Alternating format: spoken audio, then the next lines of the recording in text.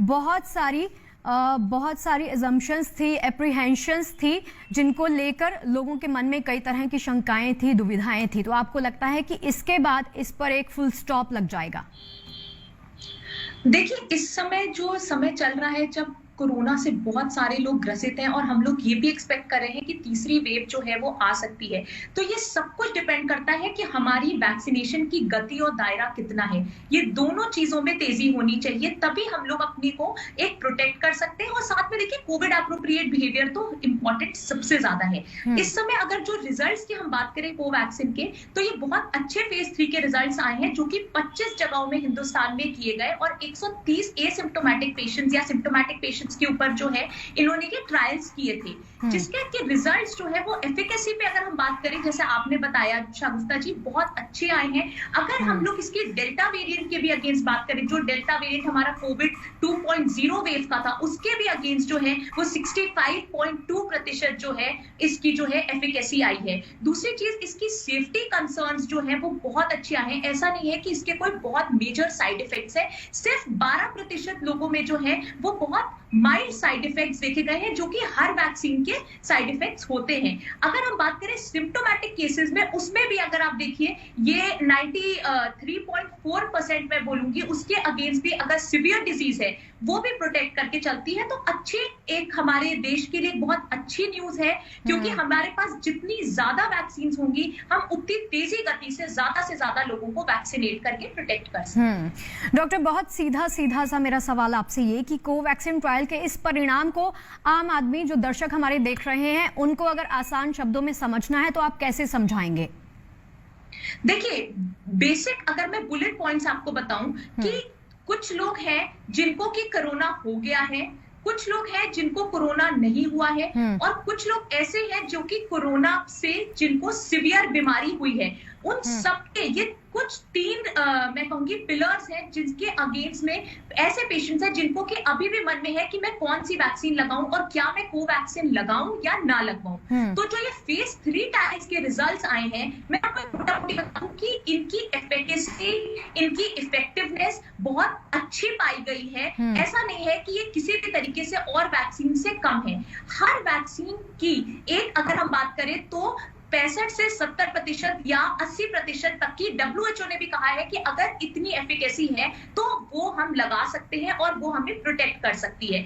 एक बहुत अच्छी चीज जो सामने ये भी आई है कि ये 63.6% जो है एसिम्प्टोमेटिक डिजीज को भी प्रिवेंट करने में बहुत हद तक कारगर है। यानी जिन लोगों को नहीं हुआ है और अब भी वो वैक्सीन लगवाने का सोच रहे हैं कोवैक्सीन, तो उनके अगेंस्ट भी ये बहुत अच्छी एफिकेसी इसके रिजल्ट्स आए हैं। तो हर जो भी व्यक्ति है, चाहे वो सिम्प्टोमेटिक हो, जिसको हो चुका था या अभी हो गया था, या जिसको सिवियर डिजीज हुई थी, जिसके भी मन में कोई भी भ्रम या हेसिटेंसी है, वो बिल्कुल ना रखे, क्योंकि इसके रिजल्ट्स काफी अच्छे आए हैं। बाकी वैक्सीन के तो है ही, बट इसके भी जो है काफी हद तक जो है वो बहुत अच्छे रिजल्ट्स, जो डेटा हमारे सामने आज आए हैं। ठीक है डॉक्टर, एक और चीज जो हम सबके मन में है, इवन इंक्लूडिंग मी, वो ये कि माइल्ड, मॉडरेट और सीवियर केसेस की हम बात कर रहे हैं, कोविड केसेस की, तो उसके डिफरेंस को जरा समझाइए हमारे दर्शकों के लिए, और मैं भी ये समझना चाहूंगी।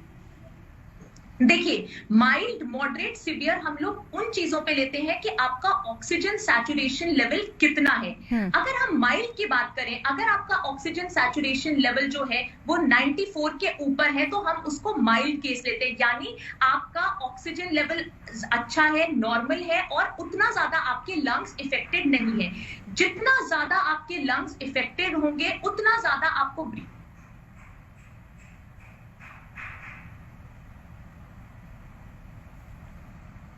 आते हैं। अगर आपका 94 के बीच में है तो आप मॉडरेट कैटेगरी में आते हैं, और अगर 90 से नीचे है तो आप सीवियर कैटेगरी में आते हैं। यानी कि आपके लंग्स और ज्यादा इफेक्ट हो चुके हैं, और ऐसे केसेस में हम लोग कहते हैं कि आपको हॉस्पिटलाइजेशन की जरूरत है, यदि आप मॉडरेट या फिर सीवियर ऑक्सीजन लेवल आपका जो है कम हो रहा है और आपको इस समय हॉस्पिटल जाना आवश्यक है।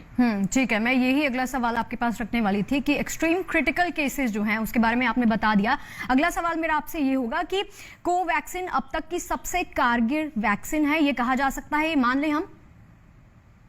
देखिए, अभी और भी वैक्सीन के ट्रायल्स चल रहे हैं, हमारे देश में और सारी वैक्सीन भी आ रही हैं। ये सिर्फ उन 130 सिम्टोमैटिक पेशेंट्स के ऊपर ट्रायल्स हुए थे 25 जगह में, जिनके कि इन्होंने फेज 3 में रिजल्ट्स दिए हैं। क्योंकि अगर हम बात करें कि सिम्टोमैटिक पेशेंट्स के अगेंस्ट ये कितनी कारगर है, तो ये 93.4 तो सीवियर डिजीज करती है, बट 77.8% जो है मैं कहूंगी ये उन पेशेंट्स के अगेंस्ट कारगर है जिनके की सिम्टोमैटिक केसेस थे, यानी जिनको की एक्चुअल में लक्षण आए थे।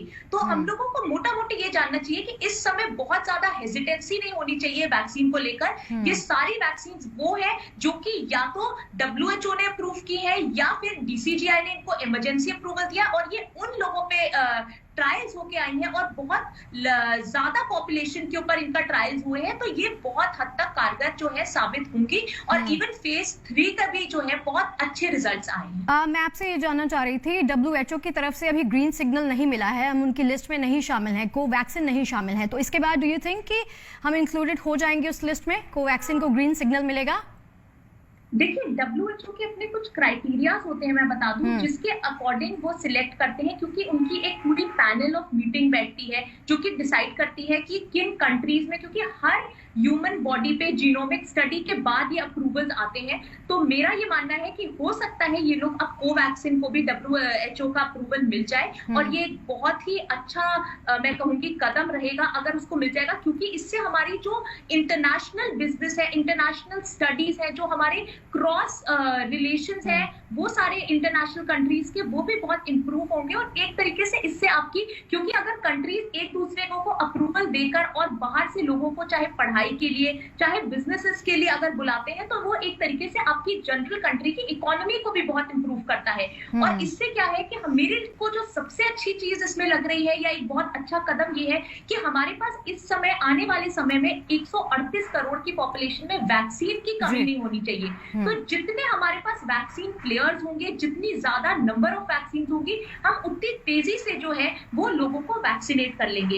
एक चीज और बता दूं, क्योंकि अब जो डेल्टा प्लस वेरिएंट पे आ गया है, जिसको कि वेरिएंट ऑफ कंसर्न WHO ने घोषित कर दिया है, तो उसका भी जब तक वो अपने पैर पसारे, उससे पहले हमें हर्ड इम्यूनिटी लाना बहुत इंपॉर्टेंट है। तो देखिए शांता जी, इस समय हमारा जो मेन मोटो होना चाहिए कि अगर वैक्सीन की एफिकेसी और इफेक्टिवनेस दोनों बहुत अच्छी है और वो एंटीबॉडी रिस्पॉन्स ज्यादा से ज्यादा जनरेट करती है, तो उसके लिए हमें कोई भी किसी भी प्रकार का भ्रम नहीं रखना।